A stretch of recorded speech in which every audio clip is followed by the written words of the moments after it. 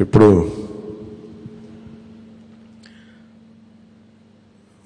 Party నేతగా మాట్లాడటం అలవాటు, ప్రెసిడెంట్గా మన శాసనసభ పక్ష నాయకుడిగా మాట్లాడాలంటే కొత్తగా ఉంది. ఇప్పుడు గొడవలు పెట్టుకోవడం, మాట్లాడటం, సమస్యలు తీసుకురావడం. బట్ మీ అందరికీ అపూర్వమైన మెజారిటీలతోటి ఘన విజయం సాధించిన మీ అందరికీ, ప్రతి ఒక్కరికి పేరు పేరున నా హృదయపూర్వక అభినందనలు, ధన్యవాదాలు.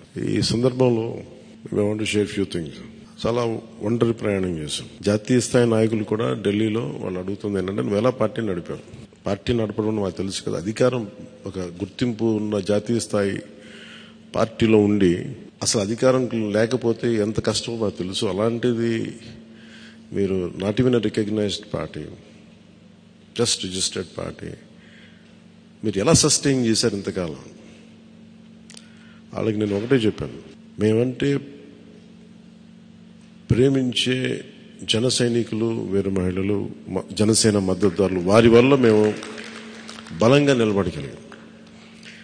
ఒక తీర్మానం నా సైడ్ నుంచి ఏంటంటే, ఈ ఘన విజయానికి కారకులైన, అంటే దశాబ్దంగా అన్ని ఒడిదుడుకుల్ని ఎదుర్కొంటూ దెబ్బతింటూ క్షేత్రస్థాయిలో అన్ని రకాలుగా ఇబ్బందులు పడుతూ మనకి మద్దతు ఇచ్చిన జన సైనికులకి, వీర మహిళలకి, జనసేన నాయకులందరికీ కూడా వారికి నా మనస్ఫూర్తిగా నా అభినందనలు తెలియజేస్తా ఉన్నాను. మీరు లేకపోతే ఈ రోజున ఈ విజయం ఉండేది కాదు. అలాగే ఈ విజయం అసలు మనం చేసిన పోరాటానికి ముగ్ధులై 2019లో తప్పు చేశాం, ఈసారి ఎట్టి పరిస్థితుల్లో మేము తప్పు చేయమని ప్రతి ఒక్కరూ ఒక 100 మందిలో కలిస్తే 100 మంది చెప్పేవాళ్ళు, ఒకళ్ళు కలిస్తే ఒకళ్ళు చెప్పేవాళ్ళు, ఏ మూలకెళ్ళి చెప్పేవాళ్ళు. ఈ రోజున మనందరికీ కూడా ఇంత భారీ మెజారిటీలు వచ్చినాయి అంటే మనల్ని నమ్మిన ప్రజలందరికీ హృదయపూర్వకంగా మన ఈ మీటింగ్ తరపు నుంచి నేను వారికి నా కృతజ్ఞతలు, అభినందనలు తెలియజేస్తున్నాను. మనకి we have a great responsibility. అంటే నేను మొన్నదాకా మాట్లాడుతున్నప్పుడు అదొక పొలిటికల్ రెటారిక్ అనిపించుకోవచ్చు, but I believed in that and I believe in that. అంటే we have to bring back accountability and politics. జవాబుదారీతనం తిరిగి రాజకీయాల్లోకి తీసుకురావాలి. గొడవ పెట్టుకునేటప్పుడు, అంటే మనోహర్ గారు మేము చాలాసార్లు మాట్లాడుకున్నప్పుడు, cooperation and confrontation is a part of democracy.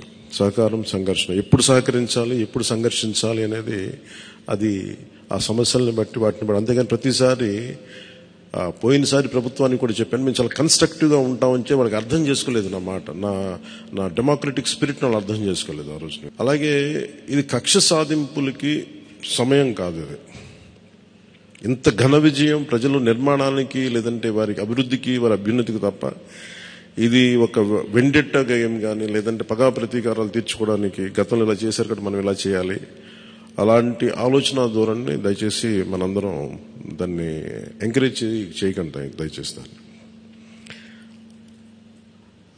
అలాగే చాలా చాలా క్షేత్రస్థాయిలో ప్రతి ఒక్కరూ అందుబాటులో ఉన్నాం, నాతో సహా. ఈరోజున జాతీయ స్థాయిలో మరి మనం సాధించిన విజయాలు కూడా చెప్పుకోవాలి. చాలా మంది పొలిటికల్ పార్టీ ప్రారంభించారు, మూసేశారు భారతదేశం మొత్తం మీద. ఈవెన్ ఫ్రమ్ పంజాబ్ నుంచి ఎవరు వచ్చి మాట్లాడుతున్నారు, వాళ్ళ అకాలీదళ్ ఫ్యాక్షన్ ఒకటి. మా నాన్నగారు స్టార్ట్ చేశారు, మేము స్టార్ట్ చేసి ఇనిషియేట్ చేసి ఆఫ్ చేసేసుకోవాల్సి వచ్చిందని. మన ఎన్నికలకి మనం సాధించింది from a registered political party నుంచి రికగ్నైజ్డ్ పొలిటికల్ పార్టీ. అండ్ రెండు, నెవర్ బిఫోర్ ఇన్ భారత్ పోటీ చేసిన అన్ని స్థానాల్లో భారీ మెజారిటీలతో గెలుపొందటం, 100% స్ట్రైకింగ్ రేట్, 100%. అంటే మన మీద ఎంత విశ్వసనీయత ఉంది, అంటే ఎంత విశ్వాసం ఉంది ప్రజలకి, ఎంత నమ్మారు, ఇది వాళ్ళు చేసి చూపించారు. 2019లో ఎలక్షన్లు అయిపోయిన వెంటనే మేము తప్పు చేశాం, మేము నీకు నిలబడతాం అని చెప్పి, అది ఈ రోజున మనకి మద్దతుగా నిలిచిన ప్రజలందరికీ కూడా ఇంకొక మారు చాలా చాలా ప్రత్యేకమైన ధన్యవాదాలు. అలాగే 2 పార్లమెంట్లు కట్టాం. అంటే దాదాపు మీరు చూస్తే 2 పార్లమెంట్లు మనం ఇవి తీసుకుని దాదాపు ఒక 45 స్థానాల్లో మనం ప్రభావితం ఉన్నాం మనం ఖచ్చితంగా డైరెక్ట్గా. అలాగే మన టీడీపీ, మన ఎన్డీఏ కూటమిలో మిగతా పార్టీల విజయానికి కూడా మేము ఎంత బలంగా నిలబడ్డామో మీ అందరికీ తెలిసింది. ఓట్ ట్రాన్స్ఫర్ ఎంత బాగా జరిగిందో.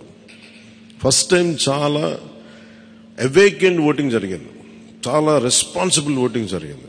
వీళ్ళందరూ న్యూ జనరేషన్. అసలు యువత ఎంత నమ్మారంటే అర్ధరాత్రి వాళ్ళకి 12 అయినా కానీ 11 అయినా కానీ ఆ ఎండలో మండుటెండలో నిలబడి మధ్యాహ్నం నుంచి వాళ్ళ క్యూలు వాళ్ళకి వంతు వచ్చే వరకు అలా నిలబడి మరి ఓట్లు వేశారు. అంటే ఇవన్నీ చాలా చాలా బాధ్యతనిచ్చాయి. అలాగే ఈరోజు మనం మాట్లాడుకున్నప్పుడు కూడా రేపు మన పవర్ షేరింగ్ ఏంటి ఇవన్నీ కూడా మీకు తెలియజేస్తాను. ఇది మన ప్రతి ఒక్కరికి నా ఉద్దేశం మనందరం అందుబాటులో ఉండాలి. అది మీరు మనందరం కలిపి ఒక సమిష్టిగా ఒక నిర్ణయం తీసుకుందాం, ఒక కమిటీగా ఏర్పడి ఎన్ని రోజుల్లో మనం నియోజకవర్గంలో అందుబాటులో ఉండాలి. అలాగే ప్రభుత్వానికి సంబంధించి సమస్యలకు సంబంధించి ప్రజలకి ఎంతంత ఏ అవసరాలు ఉంటే మనం ఎలా అనుసంధానం చేసుకోవాలి మిగతా మన ఎన్డీఏ పార్ట్నర్స్ తోటి. అలాగే కేంద్రంలో ఇప్పుడు మనకి చాలా చోట్ల మన నియోజకవర్గాల్లో బ్రిడ్జ్ ఒకసారి ఓవర్ బ్రిడ్జెస్ కానీ ఇవన్నీ కేంద్ర పరిధిలో ఉంటాయి.